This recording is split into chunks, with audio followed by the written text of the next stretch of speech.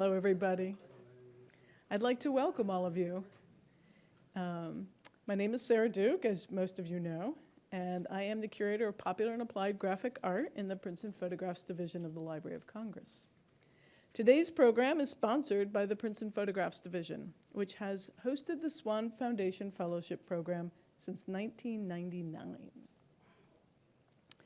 It is my pleasure to introduce Hyun Kong as speaker today. But before I do, permit me to say a few words about the Swann Fellowship. It is one of the few programs in the United States dedicated to caricature and cartoon. The Swann Fellowship encourages research in a variety of academic disciplines so long as fellows focus on the art form. Swann Fellows must spend at least 2 weeks in residence at the Library of Congress, consulting caricature and cartoon collections, and donate to the Library of Congress 1 copy of any publication that arises from their research. We are very fortunate to have Hyun Kong with us today. Ms. Kong is a PhD candidate in comparative literature and Asian studies at Penn State University. She earned both her BA and her MA in Seoul, Korea, and her presentation today, From Allegory to Archive, Mobility, Familiarity, and U.S. Military and Media in Korea, is based on her research here at the Library of Congress. It is related to her forthcoming PhD dissertation, Genres, Curating and Self, a Trans-Pacific Study on the Representation and Agency of Military Sex Workers in 20th Century Literature and Visual Culture, in which she uses graphic art and documentary film to understand how women process trauma. Hyun Kong has been exploring posters, newspapers, and other media created by and published by the United States military, not only in the Princeton Photographs Division, but in the Serials Division. It has been my pleasure to make the collections available for her research. Please welcome her today as she provides insights into what she learned in the archives of the Library of Congress. Good afternoon, everyone. Thank you so much for being here. And I'd like to begin by thanking the Library of Congress and the Swann Foundations for these wonderful opportunities. I'm especially very grateful to Sarah and the staff here for their support. So my name is Hyun Kong, a PhD candidate in comparative literatures and Asian studies at Penn State. So beginning this fall, I'll be joining Randolph-Macon College as a visiting assistant professor of Korean studies. So I work broadly in modern Korean and Japanese literatures and visual cultures, with a particular interest in how images, narratives, and everyday media shape the forms of historical experience that do not always fully emerge as coherent stories. So I'm interested in how meaning is produced not only through what is clearly articulated, but also through repetitions and circulations. So with that in mind, I'd like to begin with a moment in the archive. So when I first arrived at the Library of Congress last December, I believed I came with a fairly clear set of questions that I thought would guide my research in a straightforward way. But as I began working through materials, I found myself increasingly uncertain, not because there was too little to see, but because what I encountered did not quite match what I expected.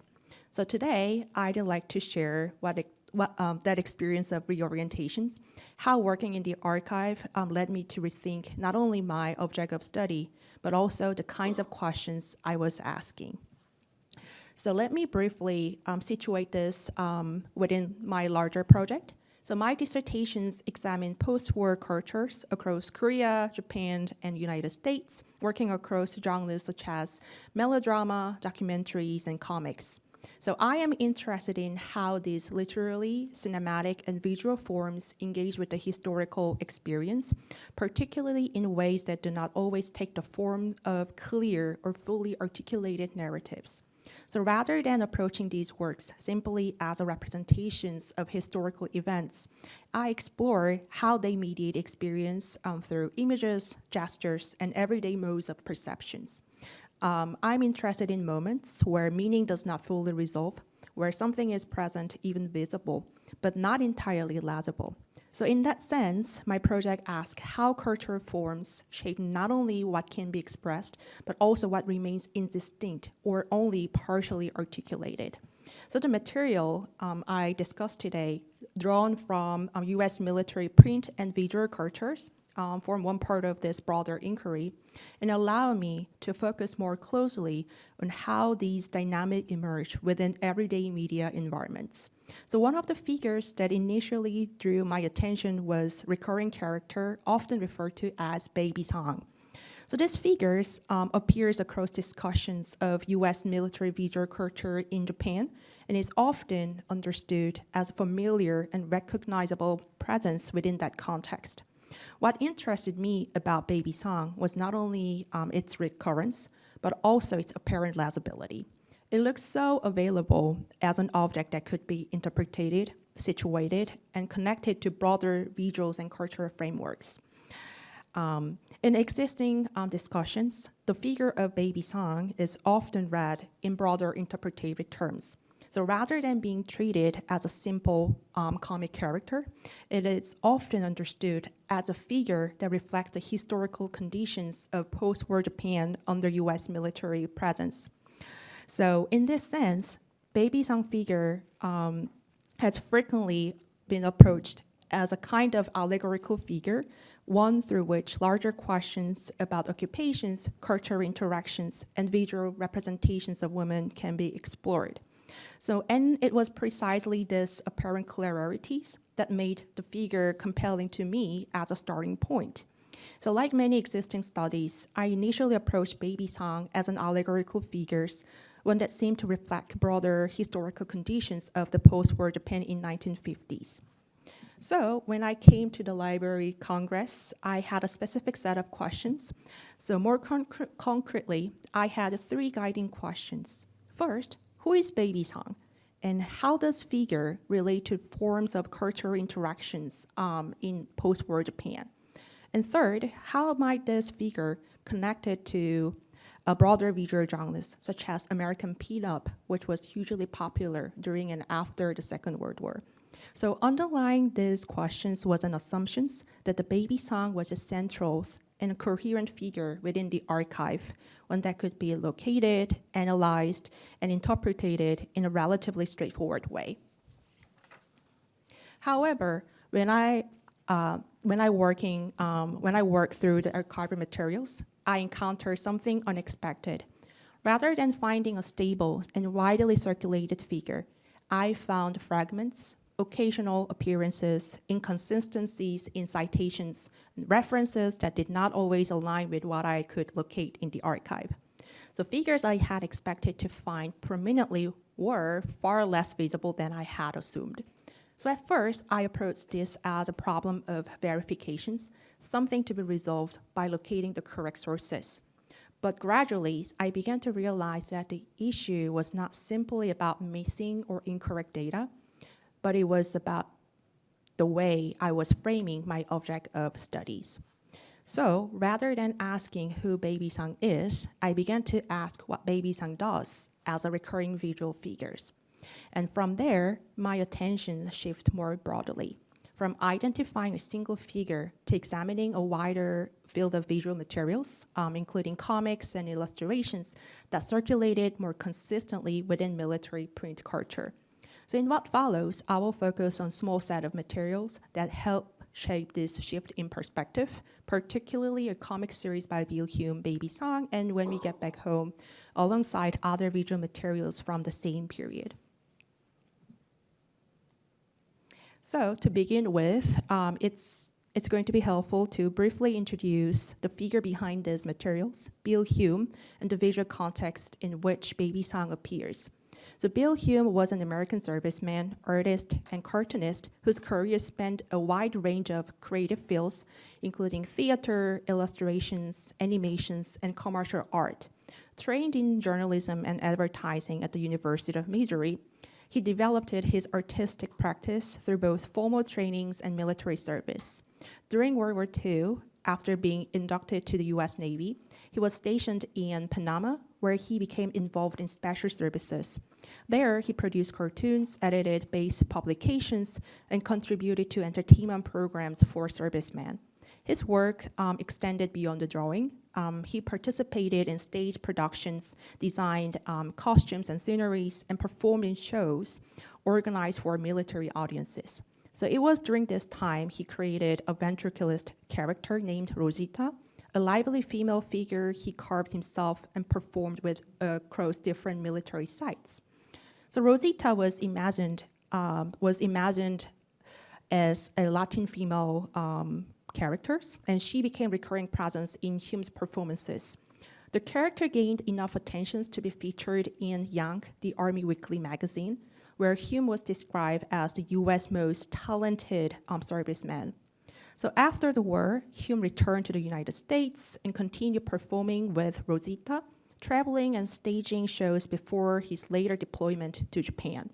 So what is notable here is not only the range of his activities, but also the way he worked across different media, drawing, performance, and print across different locations. So these experiences suggest that Hume was already engaged in producing visuals and performative forms of storytelling that move across sites and audiences. His later Babysan cartoons, produced in 1951 in Japan, can be understood in relation to these earlier practices. His most well-known work emerged in early 1950s when he was recalled to service during the Korean War and stationed in Japan. There, he began drawing cartoons depicting the everyday experiences of American servicemen living in an unfamiliar cultural environment. So these cartoons first appeared informally on bulletin boards and later circulated through base newspapers and military publications. At the center of these characters was the recurring figure of Babysan, and the name itself reflects a hybrid linguistic form combining American term baby with the Japanese honorific sang, which means miss or mister, signaling both familiarities and also stylized politeness. So Babysan is typically portrayed as a cheerful and also approachable young Japanese woman who interacts with the foreigners and American servicemen in brief and humorous scenes. In many of these cartoons, she plays a mediating role between languages and cultural context.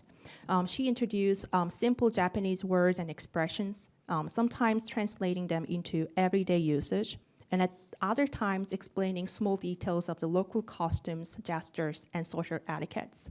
So these moments often unfold in very ordinary situations, such as shopping or asking for directions or engaging in casual conversation in Japanese, where the unfamiliarities of this setting becomes visible through small misunderstandings. So these interactions are frequently structured through the figure of the American serviceman, or G.I. Joe, who interprets Japanese language and costume in his own way.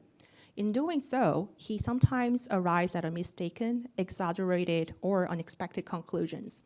So these moments of misinterpretations are not presented as conflict, but rather as sources of humor. So the cartoons repeatedly return to these small gaps in understanding and turning them into light and playful exchanges that shape the rhythms of the narrative. So rather than functioning as a single fixed character, Babysan operates as a recurring type, one that is defined through repetitions, variations, and ongoing interactions. Each scene presents a slight different encounters, but the overtone remains consistent, creating a recognizable and familiar patterns across the series. The cartoons often combine image and explanatory text, and these accompanying texts were written by John Honorio, Bill Hume's collaborators, and the editor of base newspaper named the Opaman. Together, image and text offer what has been described as an artist's eye view of local costumes and everyday life, providing brief explanations that frame the visual humor without interrupting its flow. So in this way, the cartoons create a forms of storytelling that moves between visual representations and short textual commentary, allowing readers to navigate unfamiliar situations through repetitions and variations. Although widely circulated among US troops in East Asia, such as Japan and Korea, and later collected into book form, Hume's work remained relatively unknown in the United States. So this contrast highlights a striking gap between regional popularities and historical visibilities, suggesting that these materials were deeply embedded in a specific context of circulations, even as they remain largely absent from the broader accounts of post-war visual culture. So let me begin what I initially expected to find. So based on existing discussions, I assumed that Babysan would appear as relatively stable and widely circulated figure across US military publications in Japan. In many accounts, Babysan is described as appearing regularly in publications such as Stars and Stripes, Young the Army Weekly, or what is sometimes referred to as Far East editions of the Navy Times. In other words, I approached Babysan as a figure that was both visible and consistently present across the archive. However, when I began working through the archival materials, the picture looked quite different, and let me take a few examples. First, the Young, the Army Weekly, which is often mentioned in relation to Babysan, ceased publications in December 1955. Bill Hume, however, arrived in Japan in 1951 and remained there into 1952. So temporarily, it would have not been possible for his Babysan cartoons to have appeared in Young. And second, the references to Far East editions of the Navy Times also proved difficult to verify. So after consulting archival records and correspondence with the librarians and the archivists, including at the Naval History and Heritage Command Library, I was unable to locate evidence of such an editions in the format it was often described. Similarly, there are references to a local newspaper called The Opaman as an origin point for the Babysan comics. However, both at the Library Congress and also through the inquiries to other archives, I was not able to find records confirming the existence of these publications in a way that could be examined directly. And finally, in the publications that is most consistently associated with the Babysan, the Stars and Stripes, the Pacific editions, the figure appears far less frequently than one might expect. So in my surveys of issues from 1951 to 1954, Babysan appears 3 to 4 times in a single isolated instance. So taken together, these findings suggest a significant gap between how Babysan is often described and how it actually appears in the archive. So rather than a stable and widely circulating figure, what emerged is something much more limited, fragmentary, and difficult to locate. So this points to our limitations in the way that object itself has been framed. At the same time, however, something else begins to come into my view. So rather than a single recurring figure, I began to notice other materials that appeared more consistently across the archive. So among these, one of the most significant was a comic series of Bill Hume titled When We Get Back Home. So unlike Babysan, which appeared 3 to 4 times, these materials circulated more regularly and formed part of recognizable pattern in the Stars and Stripes Pacific editions. So this pattern is further reflected in the fact that Hume's comics were later collected and published in the book form titled Out of Line, marketed to US servicemen across Japan and Korea in 1950s and 60s. So rather than being tied to a single locations, these materials were framed as a part of broader military experience shared across multiple sites. So it was at this point that I began to reconsider the broader context in which these materials were produced and circulated. Much of the existing scholarship tends to situate Babysan and related materials within the context of US occupations of Japan in 1950s. However, the archival materials suggest that this frame might be narrow. Bill Hume himself returned to military service during the Korean War, and it was in this context that he was stationed in Yokosuka, Japan, which functioned as a real base supporting military operations on the Korean peninsula. So in other words, these materials were produced not only within the frame of occupations, but within an ongoing moment of military mobilization shaped by the Korean War.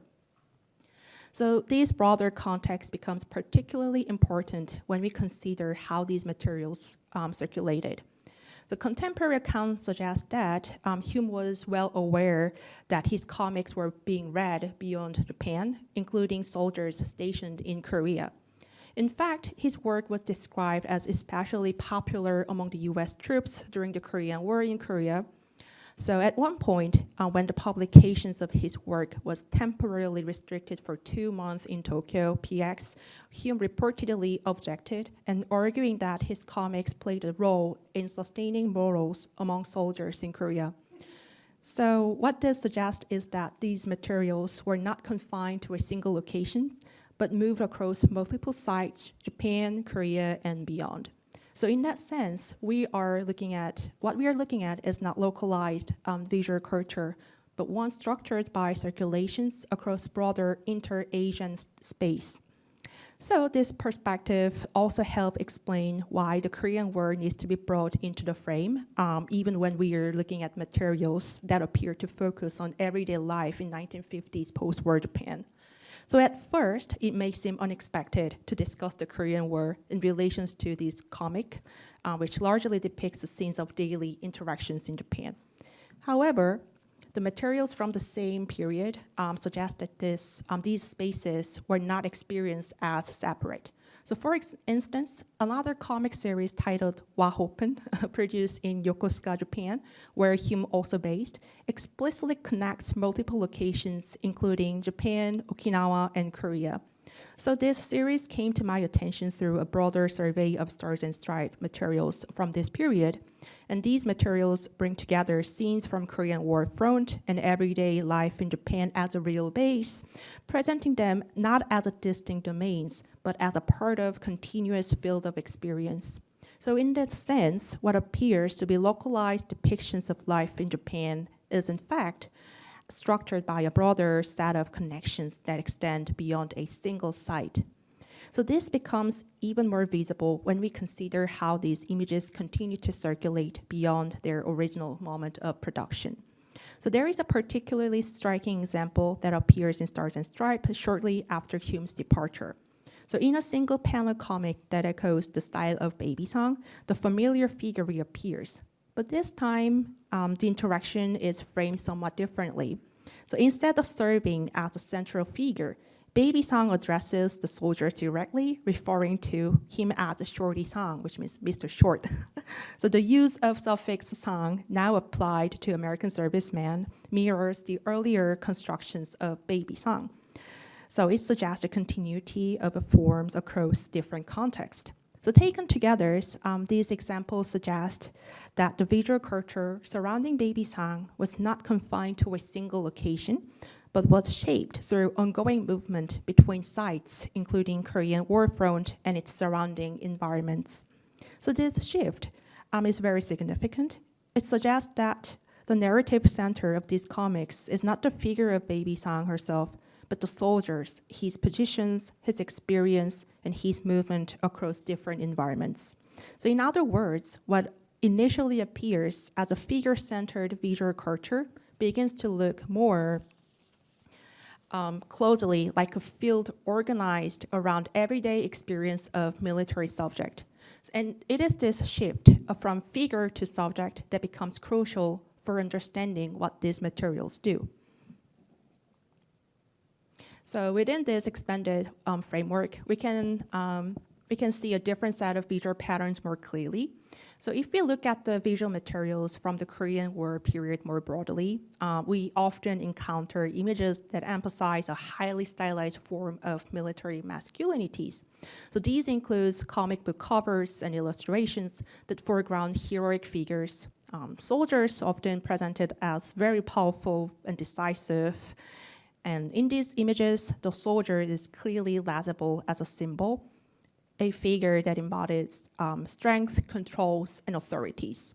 However, when we turn to materials such as illustrations in Stars and Stripes, a different set of images began to emerge.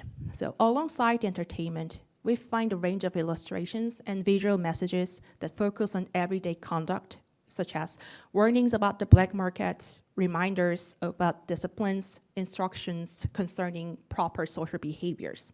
So these images do not present the soldier as an idealized hero, but as someone embedded within a system of rules, expectations, and routines. So in many ways, this was also my initial approach to these materials. Like many existing studies, I initially approached figures like Babysan through an allegorical lens, treating them as figures that could stand in for a broader historical and cultural conditions.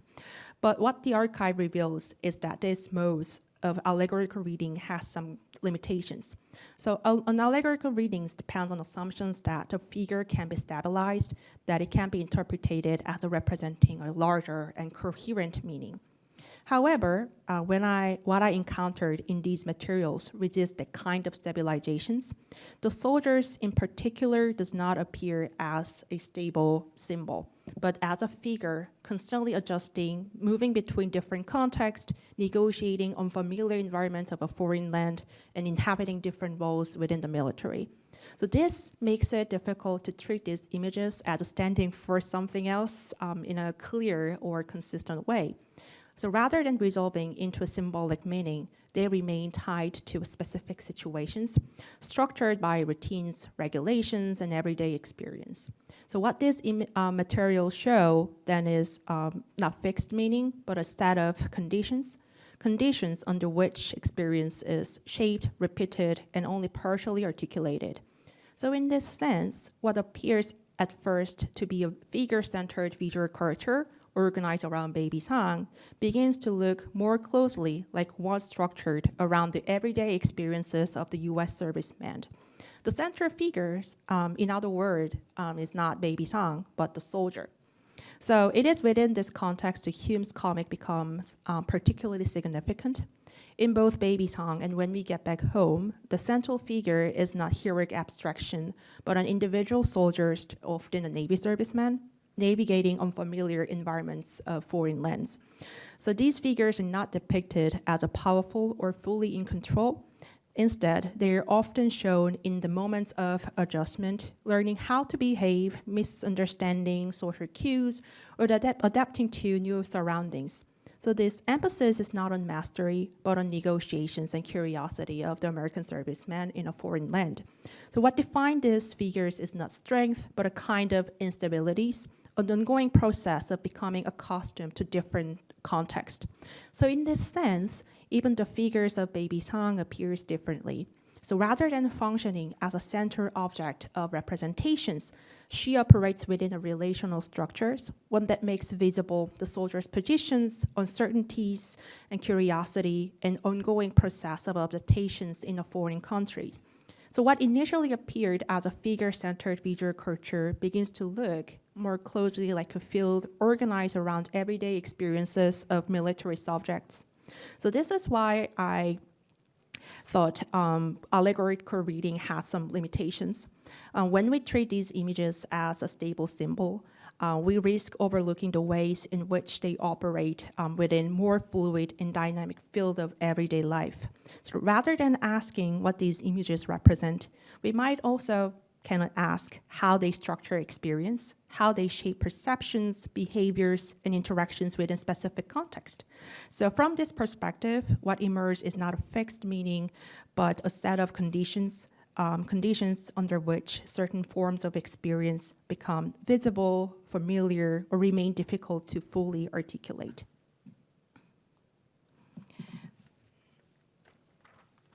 So to conclude, I want to return briefly to where I began. So when I first arrived at the Library Congress, I came with a clear set of assumptions. I expected to find stable and recognizable figure. One could be interpreted within an established framework. But what I encountered in the archive was something very different. Rather than conforming my expectations and assumptions, the materials complicated them. They revealed gaps, inconsistencies, and patterns that did not align with what I had anticipated. So, and it was through working with these moments of mismatch that my questions began to shift. So instead of asking who is Babysan, I found myself asking what does Babysan do? And more broadly, how these material function within a field of circulations, repetitions, and everyday experience in East Asia. So this shift has had a significant impact on my dissertations as a whole. So what I presented today will form part of one chapter, but it has also reshaped how I approach the project more broadly. So rather than focusing on stable figures or fixed meanings, I am increasingly interested in how different media forms organize conditions of experience, particularly in cases where meaning does not fully resolve. So it has also encouraged me to think more carefully about the relationship between the archive and interpretation, not simply as a process of recovering meaning, but as one of reorienting how we look, what we notice, and what we take to be significant. So moving forward, I plan to continue developing this chapter while also extending these questions to other materials in my project, particularly in relations to melodrama and documentary. And at the same time, this project has really opened up directions that I want to keep developing.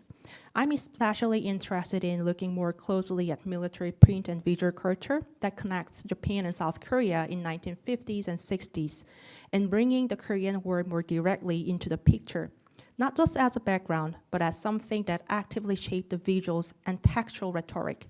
So this involves examining Japan's role as a real logistical base and the perceptions of American servicemen. It also brings in less examined perspective, such as the gaze of the serviceman's wife. In particular, I am interested in how this emerged in materials circulated through Stars and Stripes, where publications aimed at military wives were actively promoted. I'm also interested in places like Yokosuka, Japan, as a keynote in this network, particularly in relation to Japan's role as a real base during the Korean War. In this context, I turn to materials such as Bob Neumeyer's What Happened from 1955. So there is very little existing scholarship on this work, but it was actively advertised in Stars and Stripes, particularly after Bill Hume's departure. So Neumeyer's also appears to have been present on the Korean War front. At the same time, the text brings together experiences across the Korean front, Okinawa base, and Japan as a real base. So it allows us to trace how these images move across different sites and became part of everyday life.